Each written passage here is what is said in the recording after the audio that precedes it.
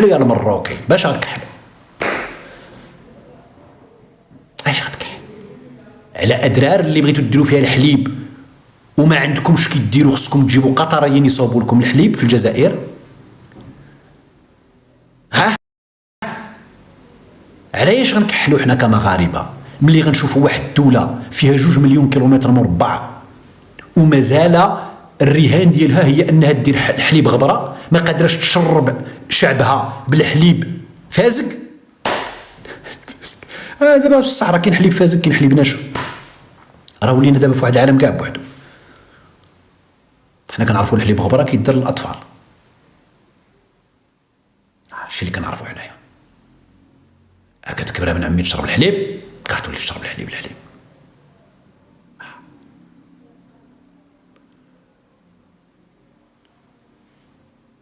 السؤال اللي خصك تطرح على راسك مصطفى بوسبير هو الآتي: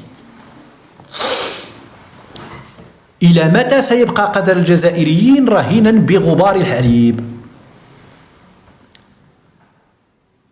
لماذا تحدث الرئيس عن الغبار ولم يتحدث عن الألبان والحلائب والمشتقات نتاعتها المتنوعة؟ اللي ملي كنقولوا مزارع الألبان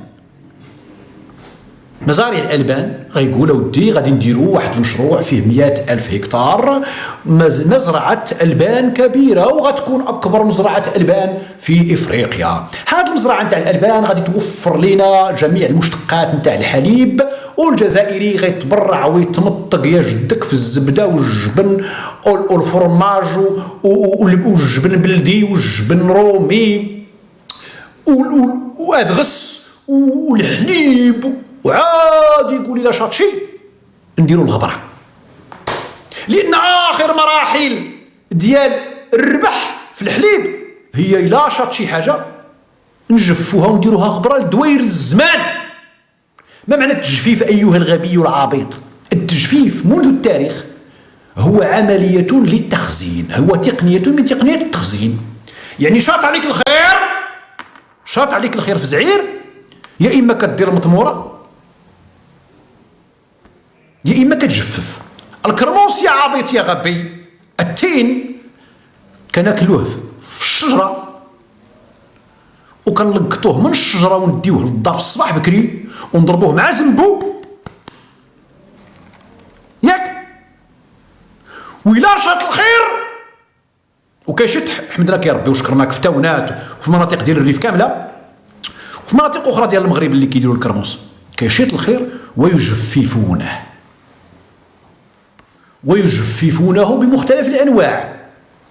كاين اللي كينشرو في السطح وتسمى الشريحه، وكاين اللي كيدير النابوت، وكاين اللي كيدير يزلاقن، وكاين اللي كل واحد كيفاش شي كيديروا في الطحين، شي كل واحد كيفاش كيجفف. التجفيف يا غبي اخر مراحل الاستهلاك، بعد ان يكون الشعب والمواطن والاسره والاولاد حتى الحيوانات ياكلوا معانا الطريه جدك،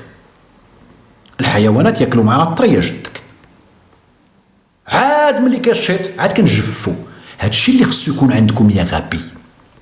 ولكن الرئيس نتاعكم مصر على انه يشوهكم ويردكم شعب قدره ان يستهلك الحليب غبارا في الماء، وهو الذي قال سنة 2019 بأن ما تشربونه ليس حليبا بل غبارا في ماء. هو اللي قالها، ماشي يا برنوس، ماشي شي واحد كيكرهكم ولا مخزن ولا صوص ولا بوص ولا طوس ولا.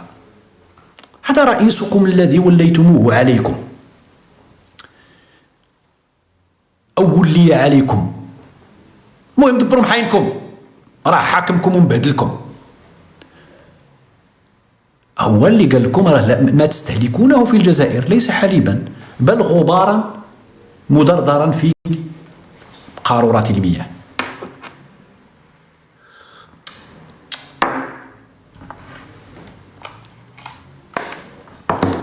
اش غدير؟ قال لك خصكم السمك الشبور داك الشيء، يعرفون ان نزرع الافكار ونزرع الشعر ونزرع الاسنان. والسؤال هو الغبرة. السؤال ماشي هو يزرع زرعا، السؤال هو كيفاش رئيس مشى مباشرة للغبرة؟ وإمتى غتشربوا حليب طازج؟ حليب حليب حليب اللي حليب. إمتى؟ شمن عام؟ والدولة صاحبي والله العظيم إلا طلقوا تما البقر، ولكن اش غياكلوا البقر تما؟ اش غياكلوا البقر؟ لا حول ولا قوة إلا بالله.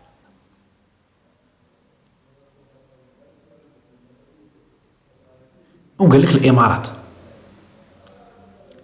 قال لك الإمارات صغيرة، الإمارات جاية أصغر من أدرار.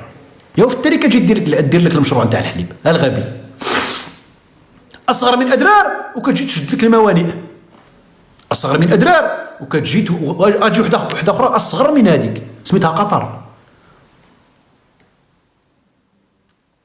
ولدو عنده خبرة في الموضوع. ما فهمتهاش هذه يا وهيبة. والله ما فهمتها بالله.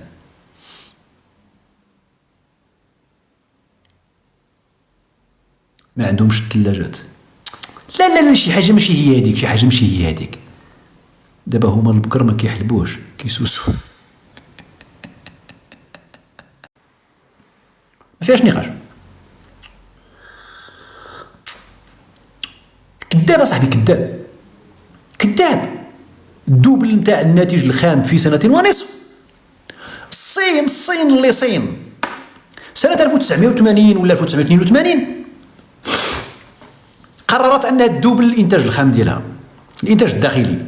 الصين داك الساعه كانت بدات في الصناعات، بدات فهمت فين ما كانت شي ماركه بيراتاتها دارت لها كوبي كولي، بدات تخدم. الصين ابن عمي كان داك الساعه فيها شي 300 مليون بنادم ولا 400 مليون البشر. الا صنعوا غير بريكان الواحد يحرقوا الكون كامل. الصين جد ديك الصين. عرفتي شنو هي الصين اخوتي؟ الصين الا بغاو يقلبوا الكره الارضيه يقلبوها. شتي نهار يسبحوا هبال كاملين وهذاك الرئيس ديالهم يقول لهم راهو نقلبوا الكره الارضيه يقلبوها. اتفقوا في ثانيه واحده، ماشي ثانيه، في جزء من الثانيه الواحده يضربوا برجليهم في الارض. في ثانيه واحده ماشي ثانيه، في جزء من الثانيه الواحده يضربوا برجليهم في الارض. تخيلوا معايا خوتي، قراو الفيزيك، 1,800,000,000 البشر.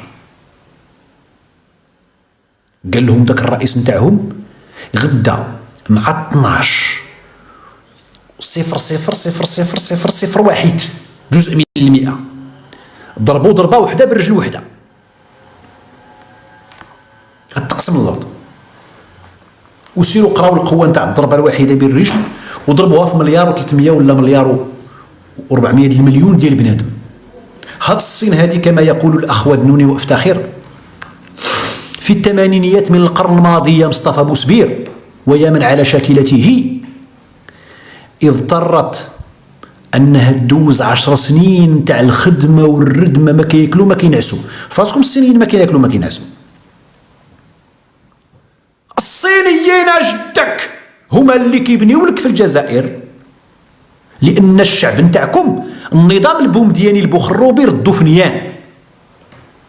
هادو الصينيين ما كينعسوش. عرفتي اش كياكل الصيني؟ الصيني كياكل الروز، عنده زلافه نتاع الروز، هادوك جوج عودان وكينوض يخدم.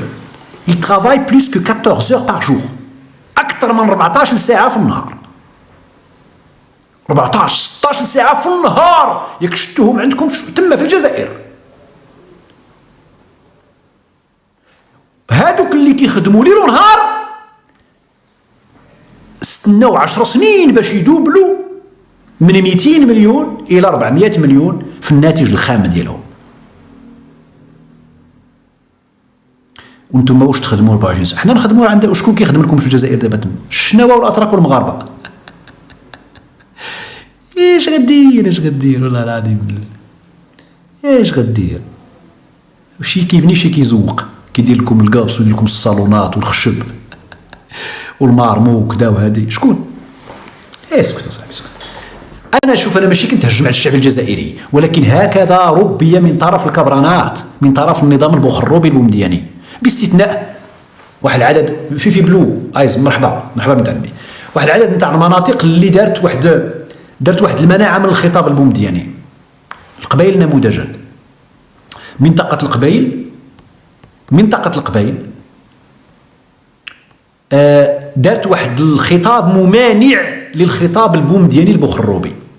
داك الشيء علاش كنقول لك انا المنطقه نتاع القبائل ما فيهاش هاد الامراض اللي اللي نجح النظام البوخروبي انه يغرسها في الشعب الجزائري، ومنها التفنيين.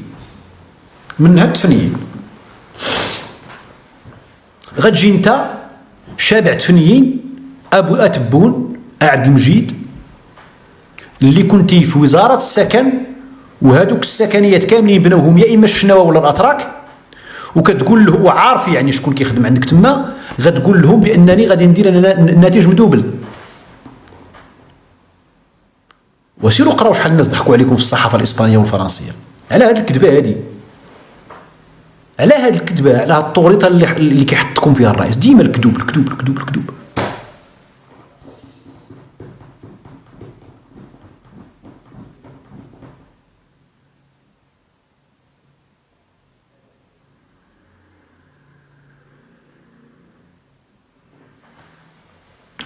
قال بوتفليقه قارن بين الفلاح المغربي والجزائري، وقارن بوتفليقه دار شي 3 المرات وهو كيدير هذه المقارنات بحال هذه. علاش مالك؟ كتوقع في ارقى العائلات. ايوا يا سيدي ربي الحبيب.